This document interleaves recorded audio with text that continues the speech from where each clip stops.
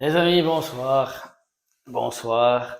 J'espère que vous avez passé un bon dimanche en famille. Au moins, ça permet d'oublier les mauvais résultats. Et voilà, comme prévu. Je vous l'avais dit déjà jeudi, après le match du Genoa. C'était prévisible, c'était prévisible. Un deux tours où on devait faire 6 points sur 6 ou au moins, dans le pire des hypothèses, 4 points sur 6, une victoire contre le Genoa. Et un nul contre la Fiorentina. On repart avec 2 points sur 6. En attendant de rencontrer le Como jeudi, où ce ne sera pas encore une partie de plaisir. Malheureusement, encore et toujours la même chose. Des points perdus toujours bêtement. Et à la fin des comptes, j'aime même autant dire que ce sont 2 points gagnés. Parce qu'on était à la limite de perdre ces 2 matchs. Donc, ce sont même 2 points gagnés et non pas 4 points perdus. C'est ça le pire dans l'histoire. Et encore une fois, ça démontre que voilà, le noyau est trop court pour pouvoir essayer de jouer aisément le haut du classement. On voit que dès qu'il y a des remplacements, ça ne va pas.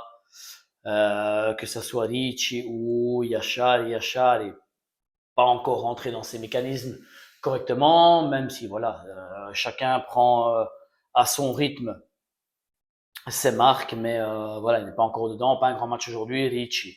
Pas un grand match non plus. Joue souvent un petit peu au ralenti aussi. Derrière, De Winter, moyen, sans plus. Erreur de marquage encore sur ce but. Erreur de marquage, encore on prend un but sur phase arrêtée. Je pense que ça tourne autour de Gabi, entre Gabi et Pavlovic, je pense, ou Baltazar, je ne sais plus.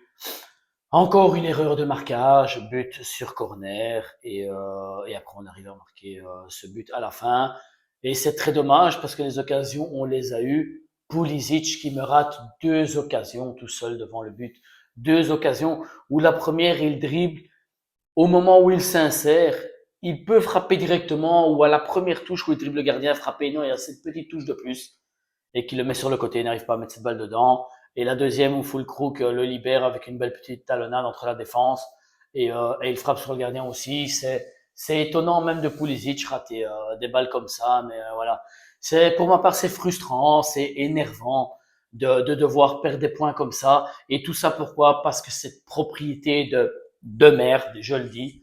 Excusez-moi pour le mot, cette propriété de merde ne fait rien du tout pour aider Allegri, pour aider Tad et pour essayer de concurrencer un petit peu l'Inter en haut de classement et le Naples. Parce qu'aujourd'hui, ben voilà, aujourd'hui, même si je suis tout à fait d'accord que l'Inter est l'ultra favori du championnat, mais voilà, on est quand même à 3 points.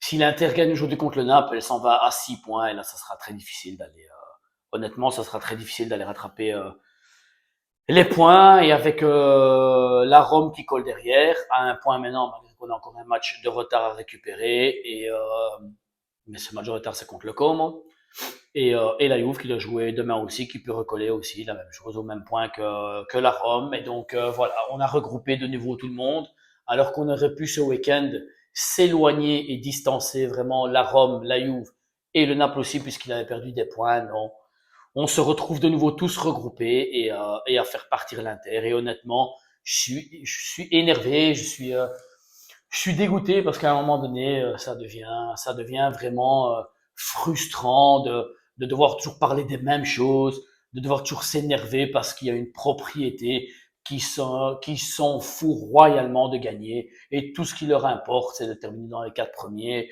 Et alors leur faux visage dans les tribunes à Foudlan, c'est vraiment une personne que je ne supporte pas. Voir sur son visage faire un semblant d'énervement là quand le résultat ne suit pas, franchement c'est vraiment c'est quelqu'un vraiment qui mérite, je n'aime pas ça, mais qui mérite les insultes vraiment parce que c'est quelqu'un qui est en train de foutre un poison vraiment nocif dans ce club avec Elliott. Et j'espère vraiment que ces nouvelles que j'ai pu vous dire hier, que Redbird serait vraiment en train de discuter avec 2 sociétés pour essayer de reprendre une partie des cotes pour avoir plus ou moins de nouveau un prêt de 600 millions pour liquider les 523 millions du Vanderland, d'Eliott, pour qu'on les foute tous dehors et qu'on ne puisse plus voir ces visages qui mettent des bâtons dans les roues et qui bloque chaque achat de joueurs parce que voilà, ne croyez pas ce que Allegri dit, ce que Tare veut faire passer, parce que ce n'est sûrement pas Allegri ni Tare qui ne veut pas acheter des joueurs pour renforcer l'équipe. Mais malheureusement, on en est à ça. Malheureusement, il faut continuer à protester et à ne pas toujours se satisfaire de cette médiocrité qui nous fait énerver. Pour ma part, ça me fait énerver comme supporter parce que moi, je suis un grand supporter, je suis un fanatique et ça m'énerve. Je m'énerve sur le foot par rapport à ça, même si voilà, il y a beaucoup de choses beaucoup plus importantes que ça. Et le lendemain, voilà, ça passe, mais sur le lendemain, c'est quelque chose qui m'énerve vraiment énormément et de voir que ce club est tenu par des personnes qui s'en foutent royalement, ça me fout une hargne incroyable. Aujourd'hui, pas vraiment un joueur qui sort du lot. Pulisic toujours en jambes, mais bon voilà, il rate deux grosses occasions, donc peut pas donner vraiment une grosse cote non plus. Pour le reste, Léao est rentré, rien fait du tout. Fulkrug, on voit l'impact que peut apporter un attaquant parce que voilà, ça va au duel. Il arrive à libérer de l'espace pour Pulisic, que ce soit pour Léa ou quoi. Donc voilà, mais Fulkrug doit être une réserve. Il faut un vrai numéro 9 et on le voit de plus en plus qu'à chaque match, ben voilà, les matchs comme ça où on n'arrive pas à débloquer le résultat, qu'on a 10 occasions, ben c'est comme ça. Il faut avoir un gros attaquant et on peut le tourner dans n'importe quel sens. C'est la stricte vérité. Alors qu'on arrête de dire toujours c'est un point de gagné, c'est mieux un point que rien du tout. Les points se compteront à la fin de saison. Non, non, parce que là on va rentrer dans un engrenage négatif. Le train derrière, au lieu de reprendre le train devant, on va se faire reprendre le train derrière et là on va retomber de nouveau dans les travers avec la peur de nouveau de ne pas arriver dans les quatre premiers et de jouer la Champions League l'année prochaine. Donc je m'en prends à cette société de merde, à cette société qui s'en fout royalement de nous supporters. Vous supporters qui êtes là-bas à la Côte Vassoud, faites-vous encore entendre. Faites passer encore le message qu'on ne peut pas se satisfaire de cette médiocrité, qu'il faut investir sur ce mercato. Et pour le reste, on peut espérer juste une chose, c'est que cette société soit vendue pour qu'on puisse enfin retourner à rêver de nouveau parce qu'on a perdu le goût de rêver, on a perdu le goût d'envie de gagner. Il nous est resté plus que de la frustration et de l'énervement. C'est tout ce qui nous reste, hein, c'est tout ce qui nous reste pour le moment avec notre équipe malgré quelques matchs qu'on fait correctement, qu'on gagne, mais voilà, ça dépend que de une ou deux individualités, et puis on retombe de nouveau dans notre travers, parce qu'il n'y a pas de change. On voit des joueurs comme Salemakers qui sont à bout de rouleau, Rabiot et Modric avaient besoin de souffler aussi, Léao, ben, pas à 100% à cause qu'il traîne une blessure à l'adducteur, donc voilà, toutes ces petites choses ben, qui font qu'aujourd'hui on en est là où on est, et qu'on risque de se retrouver ce soir à 6 points de l'Inter et de se faire recoller par ce train derrière avant d'aller affronter une équipe encore très difficile à jouer et en plus chez elle à domicile le Como avant de recevoir le Lecce dimanche soir. Donc voilà, pas de nouvelles spécialement de mercato de toute façon à dire à part ce que j'ai pu lire aujourd'hui qu'on parlerait d'un échange, d'un hypothétique échange entre la Juve et le Milan. Loftus-Cheek ferait le voyage vers la Juve et Gatti vers le Milan. Ça serait un prêt, un échange de prêt jusqu'en fin de saison. Pourquoi pas? Parce que nous, on a choisi un défenseur, même si Gatti n'est pas un de mes défenseurs préférés, mais pourquoi pas si on peut enrichir ce niveau défensif et faire à moins de Loftus-Cheek, parce que voilà, de toute façon, Loftus-Cheek, c'est aussi un joueur qui a beaucoup des hauts et des bas et qui, pour moi, il faudra faire des réflexions aussi en fin de saison, si on n'arrive pas à le vendre maintenant au mois de janvier, il faudra le mettre sur le mercato au mois de juin, pareil que Léa, je pense qu'il faut faire un nettoyage au lieu de parler de renouvellement de contrat. Arrêtons, ou alors repassons à un 4-3-3 et il faudra se satisfaire d'un Léao à 60%. Le Léao qu'on connaisse, qui met 3-4 sprints, 5 sprints par match, qui amène de temps en temps un but ou des assists, mais qui ne deviendra jamais un top.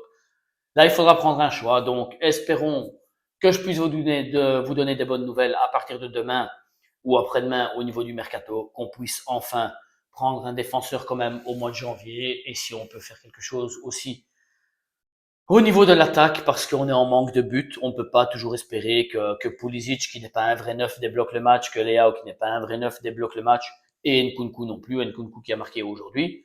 Donc, à voir si lui aussi, il partirait au mois de janvier et ce qui nous permettra d'avoir de l'argent pour essayer d'aller chercher un autre attaquant en attendant de faire ce gros investissement au mois de juin en espérant que les nouvelles sur Vlahovic, que l'accord soit ouvré, soit vrai. Sinon, ben, qu'on aille chercher un Moïse Kean. De toute façon, avec la politique qu'on a pour le moment, et tant qu'on n'aura pas des investisseurs qui seront prêts à mettre un gros budget, ce sont les deux seuls attaquants qu'on pourra se permettre d'aller chercher.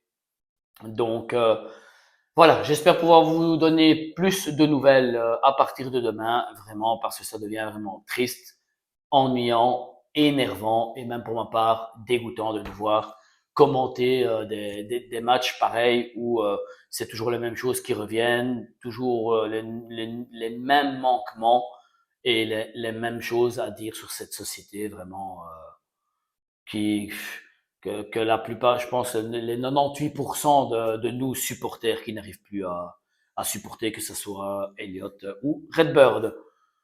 Pour le reste, portez-vous bien, prenez soin de votre santé. Petit like à la vidéo, excusez-moi, j'allais dire à la santé encore, tellement que je suis énervé, vous voyez. Ça, c'est l'énervement par rapport au moment actuel de notre équipe. Donc, petit like à la vidéo, abonnez-vous, c'est totalement gratuit. Et supportons quand même toujours nos couleurs, dans le bien comme dans le mal, même s'il faut s'énerver. Supportons toujours nos couleurs rouge et noir. Forza Milan, les amis, bonne soirée.